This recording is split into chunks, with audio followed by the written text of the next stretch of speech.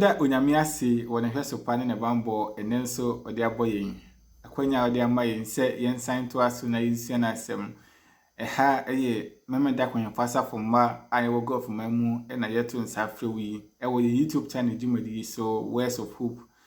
Ɛno nti yɛbɛsrɛ bra wɔte dwumadi no bɔ mmɔden asɛ wobɛ subscribe de ama yɛn. Afei so wi a share sɛ de bɛyɛ ɔdɔfo bi nso nsa bɛka bi na afei wo de wo comment nso aba. Onyame enhyira wo sɛ wo yɛ ne saa. Enne onye wo somfo Bismarck na edi esia wɔ ha. Ɛde nti yɛbɛsrɛ Awurade hɔ ahoɔden na de ho ahyɛ ne nsa na wɔn yɛ ahoɔden a yɛbɛtumi de asua n'asɛm na yɛsua no de yɛte no so yɛbɛtumi de abɔpra. Yɛbɔ mpaeɛ. Yɛda wase Nyankopɔn ne abankɛseɛ. Aseda nka wodin, ayiye nka wodin sɛ daa wotu yɛmfo. Enne nso yɛsrɛ sɛ kasa ma wo ma na yɛnte wo ne. Na yɛntimi mfa mɔbra. Hyira wakoa, hyira tiefo ma wo ma nsɛm ɛbɛboa yɛn ɛwɔ Kristo Yesu di mu nti. Amen. Odafo said yedi kan aka no ɛwɔ sɛ yɛsua Awurade asɛm pii ɛsan sɛ bra no yɛbrɛ bɔne ɛwɔ sɛ yɛtutu yɛn ho fo yɛtwere Awurade asɛm ɛbrɛ nyinaa na yɛnhumu ɛwɔ n'asɛm mu ɛno na ɛboa yɛn ɛne na ɛnyan yɛn esiesie yɛn kyekye yɛn ɛwɔ bra a yɛkɔ ɔsoro fie heaven no emu ɛne deɛ yɛsua no yɛato din sɛ hold fast kramu ekosi ewiye yewo evangelist bi anase odintuni bi a oto dwom Reverend Osebonsu oto dwom bi se kramu kosi ewiye se ukra Awurade asem kosi ewiye eho na ubenya nkunim obotire enne nso yerisia no ewo Yohane edisem etimiensa no chichemudu baako no osi kramu kurade owuru mu din hold fast se ye mawo ade bia ye fragile te se kosua egg ye de hye won nsam a ewo se wo so ade no mu din wo a wonsa na na se ukitam yie se ye de kosua to atere so na ye de mawo na wo ko na wudi mika it's likely to fall e beti ato eni nti etito a na nse fragile nti na ebo forma pai wontimi mfa nya hwe biu ye the glass emawa memfa no say the ye hihye mpoma na say glass enne ye kan glass ayinim so many types na e the amount say so afakọ koto baabi eso wa ye say wo so mudin say ye the ye dan mpo na say the ye mpoma epono bibia de ye no e wo say wo hwe ade ni yi say otobo na ekọbọ glass ni mu a ebo a asai wontimi mfa nya hwe bio se ye can say so mudia kromu epintin a we have many examples to give ebetima ba se adwuma mu ayewo adwuma na yenya no ye bra ye ansa na yenya adwuma no eni nti yenya adwuma na wo ya wo ohomodin wo hwe ohun yie se de be ya adwuma na mfiri wonsa ebi adwuma na mfiri wonsa wo beteki another time wo be bra ansa na wonya fofra ye se wo peba na onyame ye wadoma obi a enam se wo breye anase aware no po breye anse na wonya binti no wo mfa ni agrakra na wo hwe ni yie okunu no so wo hwe ni yie oyire no so wo hwe ni yie ade bia wo breye anse na wonya no se wonya wo mfa ni agro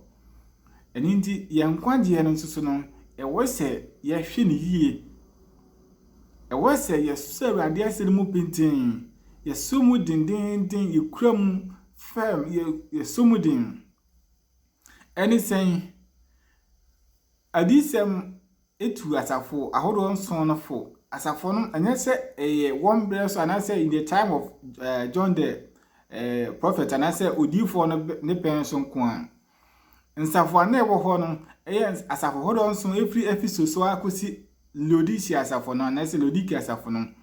otuwo nyina afo na safutu no koma me ne won so a wiase wie bra to yi no se de Paul kan wo ne nwoma wo tire wo Korinto 4:1 chapter 10 verse 11 no say enema nyina wo tire ye na ye afutuo hweso na nse na ho ama me ne wo ha wiase wie ya to yi no enu ndi o tire saa nsemi de masafo do nso no bobo ya Efeso seminar theater Philadelphia asafo ato sinsia no eno ho asem na ye kan asafo na ato sinsia no Awurade emma wo mpona wa bia obi antimi ntum ejan se o se na ho odin ye ketewa bi Awurade si wadi ne bo aseton sem so eni nti wo de pona wa bie esinanim eninti Awurade kwakoba ode ma asafo no nyina ne se ewie bre na obeso nipa bi ahwe eninti onkura de owo no mu din na obi anye na butre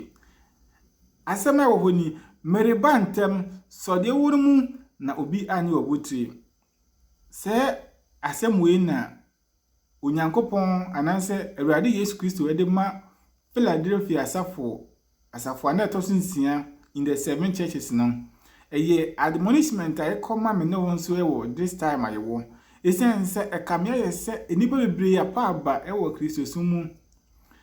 Jumadie bi Awurade dia hye yensa nka yetimi je ma asafo no tumpo no ene ye gye ato ho all because ya enipa emmo ya baso enipa ebu ya bom enipa kanse money fire ho and so many examples that we can give nipa bebre abamabu ewo Kristo sunu mu ediba bi mpa na ye adwen se yinya asore no na entena fie esanze nyamesom ene yakoma mu e wose ye hweye in this time esanze bread se mu no solitia sundidia to ene nem bebre abebu nipa bam ekoso entisi ya hweye na ya maru ade asem na ntena ye mu na ya ntutu ye hofo ya enkredi ye ho a ye bebra gu onyame ama ya chede bi a yebetimi de ye adwuma ebi de ye adwomto ebi de ye adisua bible adisua eni adofo be che afutu sem paibo nkranhye adoye ene bebre ene Awurade de a che yensa asafo ma ankra individually no we join together in service ye bom ye kabom se de ye som Awurade enye se Awurade de achede na ma se yenko ayemfa enye de yepe na mo se yemfa mum enye na adwuma but achede na ode amaye no ye de ye adwuma ma Kristo no edu ba bi a na ya dwene se ye ya manipa eninti se ye nhunu de ye pese nipa nyema na se ye nya expectation a ye se nya na then we give up eninti ena Yohane adi se metumi no fo se ye nkura de ye wo mu din obonefo no nam na da so ona nipa so onam nema bia betwe biase ni je biase akono betwe afri na sem ho eninti a se ya somudin enkwaje eyade ase ya somu pintin se ya somu na ya hwire enkwaje na amfaso ben na yebenya se de medi kosia ananse medi glass eye example no saa na ewo se yeso enkwaje mu Sejidi a wanya free vitiase no de waso mu no wan kuramu din ade bi obi di je wo no asem bi obi aka che wo no ato suntidua ntin waje asore no jumadi bi ana nka wutimi ye ma asafo no tumpo no de obi di ye wo nti wajaye so enipa no wama nkwaje no eho ba asem wato suntidua Yesu no so aka che nse enipa bibire betentan ye nanso ni nyina no de obegina kose wiye no ono na obeje ne nkwa odofo se mikasa yinyina ekasa na yegina Awurade ase no so a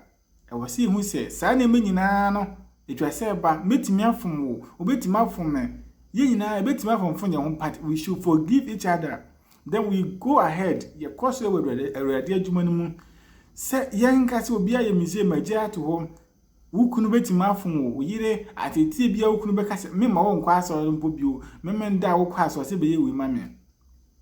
ana abusianfo betime bisa ade afiri ho ebia yi aba yese memenda bra betena yi ase bebu nkonta be yesi wanko eninti ye beka nsem bi atoso obeka se mitie abusianfo no agya Nyankopon asem no ho ana se adwuma require se obeya adwuma ewo bra na nka se obeya adwuma nanso ni nyina mu no Awurade se hold fast kuramu eno na yese Awurade so moyen resanse si anhwe yi a in this time no nipa bebre agu Awurade manem pare yen eba ne nsa ye besu afumu so enne asem Awurade de ema ne se yenkura de ewo no mu na obi anye ebutre Awurade mmoa yen na won hye din na yehu se ye be hye how obstacles bebre na nso de ode ema no ye besum din na yesum din a Awurade ne beboa yen asem we ekoma Philadelphia asafo ekoma me ne wo Awurade mmoa yen na won siesie ebra ye so na semu pintin na se opia yanyira yeda wasi odomankoma ne ode ama o ma endenso yeda wasi so ode adom yensa hyirayin baya hoaden ne ntumfanye wasem ne yefo ewo Kristo Yesu di munti amen. Like, share and subscribe to Adventist in Gulf Countries. Stay blessed.